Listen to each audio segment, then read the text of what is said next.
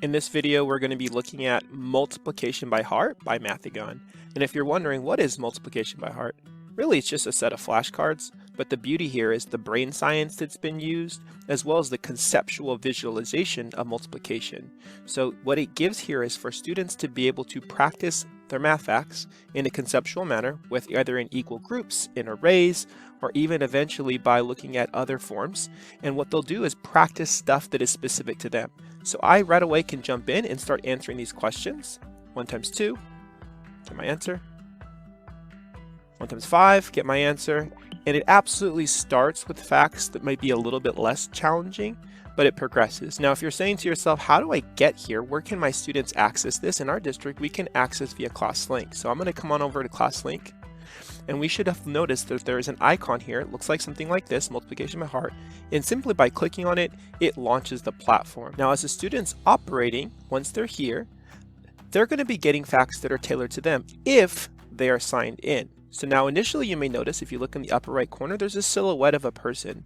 Now right now, I'm not currently signed in, but simply by clicking on this and clicking sign in, we can get into the platform. And in doing so, we're going to get facts that are tailored to us. The more we answer correct or incorrect, it will move them so that I am seeing them either more frequently or less frequently, depending upon my success rate within those facts. Now, I suggest that you use Google. In our district, we have our HLPNet accounts. So for students, they're just going to simply click on their student HLPNet accounts. Now, if your students don't see that here, it may be that they're not signed into the web browser, and that's something that you can accomplish by coming to the top right corner where you see the silhouette of the person. I'm going to go ahead and enter in one of these accounts that I already have.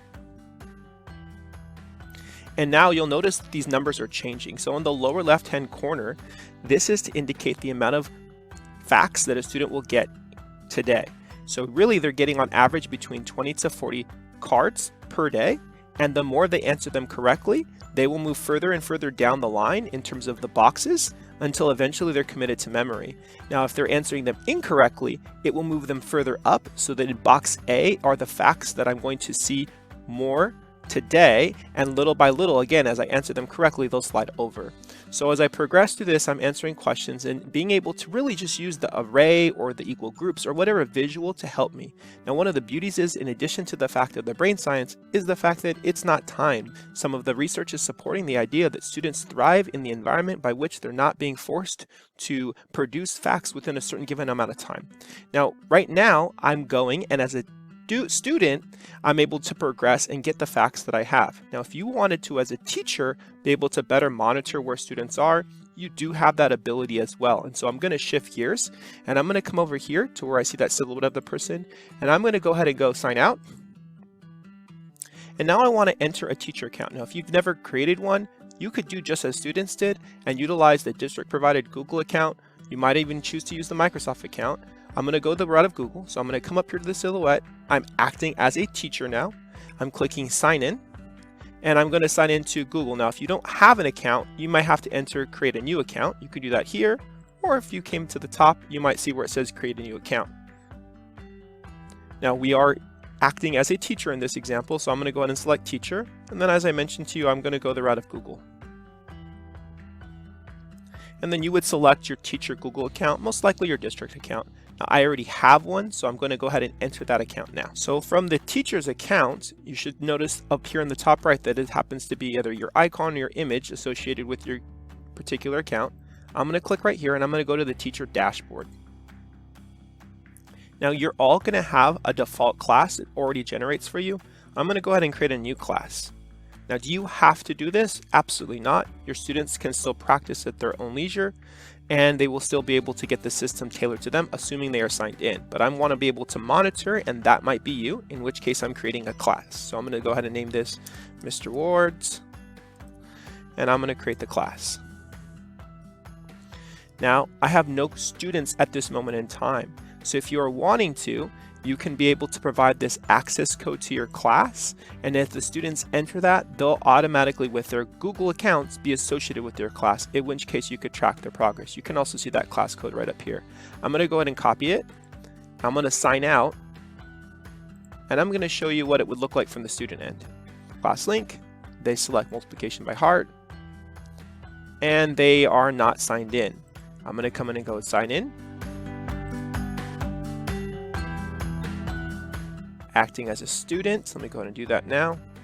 Now I'm signed in to my faux or pseudo student account. I'm going to click on right here, go to the student dashboard, and I can see all of these things that it's recommending for me based on what work I've done. But I want to be able to get into my teacher's class that they have provided me that code for. So I'm going to go ahead and click add new class code, and I'm going to enter, remember I copied and pasted that class code. I'm going to join the class.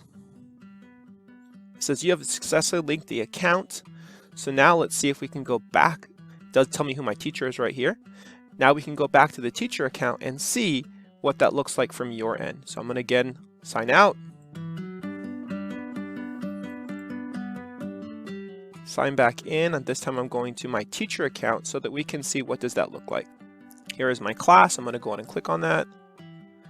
And it tells me here's my one faux student, and I can get some more information on them. Now, if you're wanting to see the multiplication dashboard, that's truly where we're going to see how have they been successful or what have they been able to accomplish thus far in their multiplication by heart flashcards.